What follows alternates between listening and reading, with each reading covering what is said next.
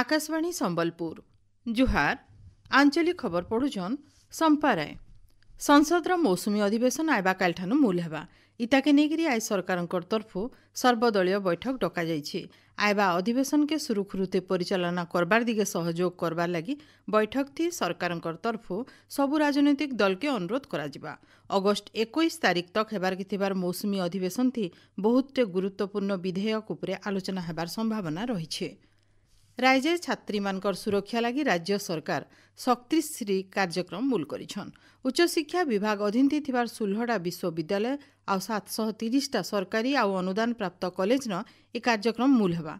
ई बाबदे मुख्यमंत्री मोहन चरण माझी कहिछन विशेष करी महाविद्यालय और विश्वविद्यालय मानकरे एक सुरक्षित शैक्षिक वातावरण को सुनिश्चित करबा पई छात्री मानकु आत्मसुरक्षा किभली भाव में दिया जाई परिबो सेति पई मध्य प्रशिक्षण व्यवस्था छात्री मानकर सशक्तिकरण सर्वांगीन विकास किभली भाव में कॉलेज कैरियर मध्य तांको स्वतंत्र भाव में करा जाई परिबो सेति पई आमे विशेष करी याकु गुरुत्व आरोप करी 8टी प्रमुख दिग उपरे आमे गुरुत्व आरोप करिछु। गला दिन मानके भिन्न भिन्न कॉलेज आ विश्वविद्यालय मानके छात्री मानकर संगे भिन्न भिन्न अघटन घटिछे। इताके रुकबारटा ई कार्यक्रम मूल लक्ष्य आए बोली मुख्यमंत्री कहिछन। भुवनेश्वर ठाने आयबा काल मुख्यमंत्रींकर जन अभियोग शुणाणी बंद रहबा। आयबा शुणाणी तारीख गणमाध्यम जरिए लोकु जनै दिया जिबा बोली साधारण प्रशासन और साधारण अभियोग विभाग तरफु सूचना दिया जाइछे। प्रधानमंत्री नरेंद्र मोदी आयबा 27 तारीख रविवार दिन सकालर 11 बजे आकाशवाणी मन की बात कार्यक्रम जरिए देश आ दुनिया सारा लोकर संगे विचार विनिमय करबे। इटा तांकर 124 नंबर मन की बात कार्यक्रम हेबा। इथिर लगी प्रधानमंत्री साधारण लोकर मतामत मागिछन। लुके नमो आप आउ माई गव पोर्टाल थी सेमानकर मतामत दे पारबे। इतार छड़ा 1800-11-7800 डायल करिगिरी निजे निजर मतामत रेकर्ड करि पारबे। 1922 नंबर के मिस्ड कॉल देकरी एसएमएस जरिए निजर मतामत आयबा 27 तारीख भितरे देई पारबे।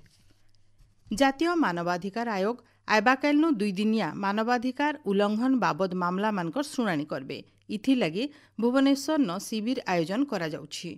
जातीय मानवाधिकार आयोग अध्यक्ष न्यायमूर्ति जस्टिस भी राम सुब्रमण्यम आउ अलगा सदस्य माने राज्य अतिथि भवन न सखालर 10 बजे मामला मानकर शुणाणी करबे। रेल आउ जलशक्ति राष्ट्रमंत्री भी सोमन्ना गलाकाल भुवनेश्वर रेल स्टेशन न अमृत भारत स्टेशन योजना अधीन थी चलीथिबार पुनर्विकास कामर निरीक्षण करिछन। अमृत भारत स्टेशन योजना अधीन थी भुवनेश्वर रेल स्टेशन रो काम बहुत भल हिसाबे आगे बढ़ुचे बोली राष्ट्रमंत्री कहिछन। ई अवसरे पूर्वतट रेलपथर महाप्रबंधक परमेश्वर फुंकवाल आउ अलगा वरिष्ठ अधिकारी माने उपस्थित थिले।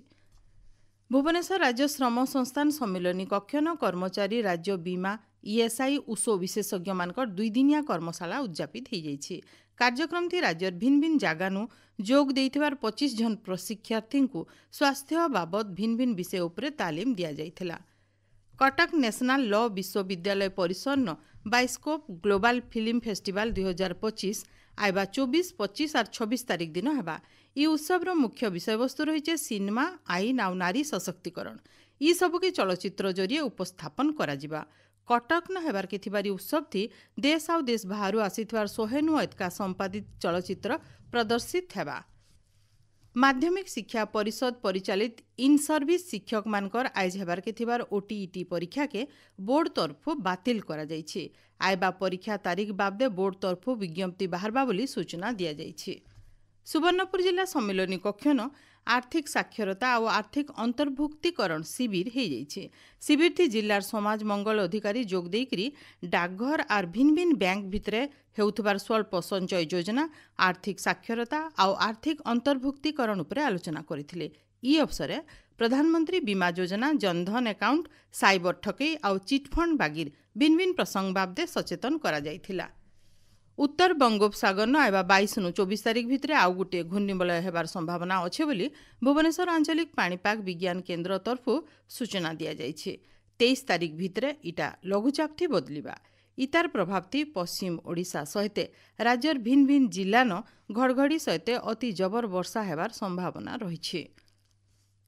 एसनिर आंचलिक खबर इन शेष होला। आराबेलर आंचलिक खबर सुनी पारबे राति 7:02 थी। जुहार।